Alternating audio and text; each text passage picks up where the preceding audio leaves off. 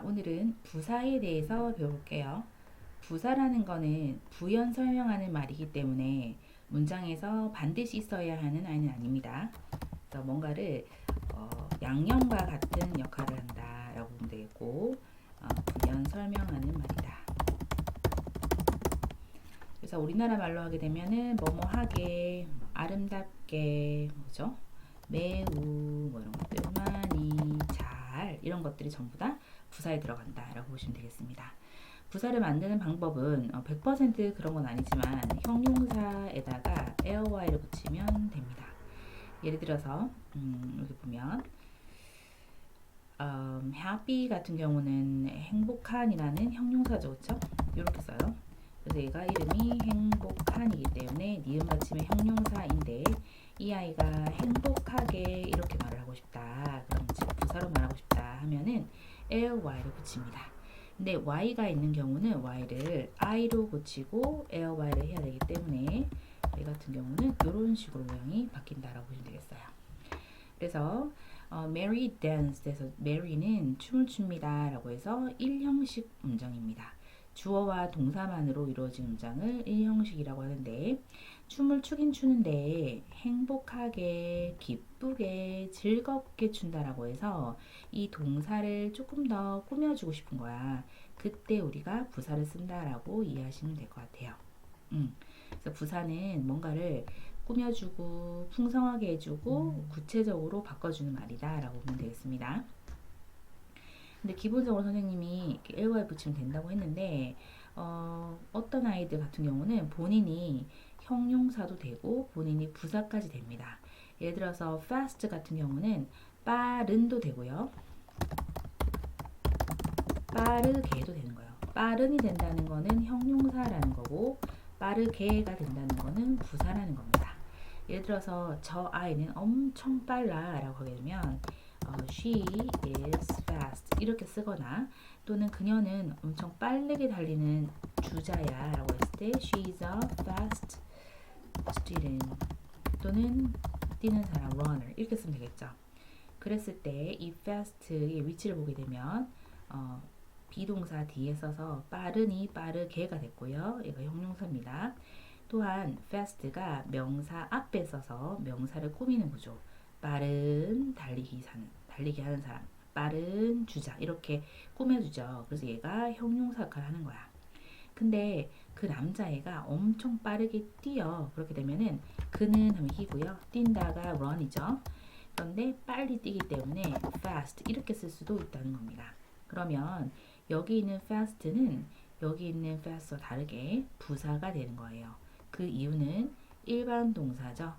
일반 동사 뒤에 쓰는 거는 형용사가 아니라 무조건 부사입니다. 그래서 이 부사는 이렇게 일반 동사를 꾸며주는 거죠. 뛰긴 뛰는데 빠르게 뛴다. 이렇게 되는 구조다 라고 보면 되겠고 간단하게 정리하면 비동사 뒤에는 형용사, 일반 동사 뒤에는 부사 이렇게 해서 암기해주면 너무 좋을 것 같아요.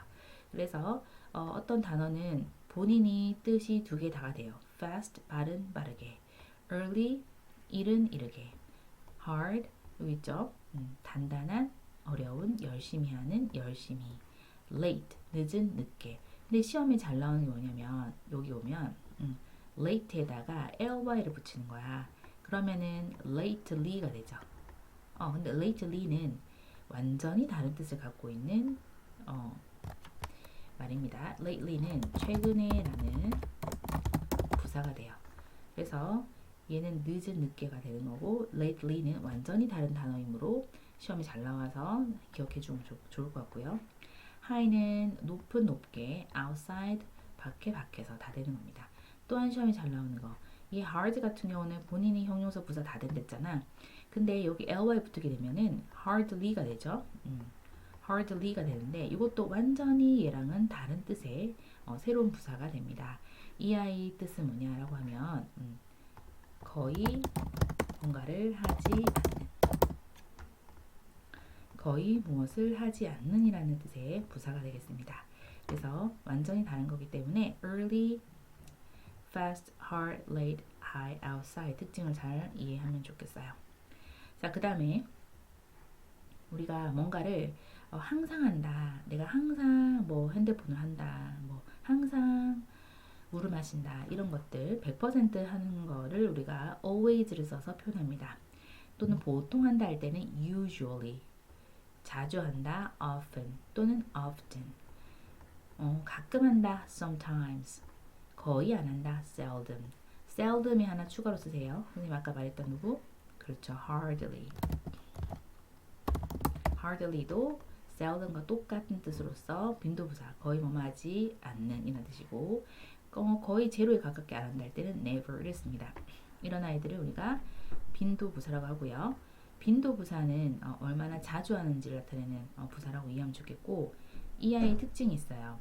문장을 쓸 때 위치가 정해져 있습니다.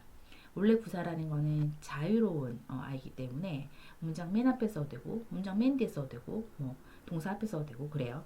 근데 이 아이 같은 경우는 위치가 비조디 일동합,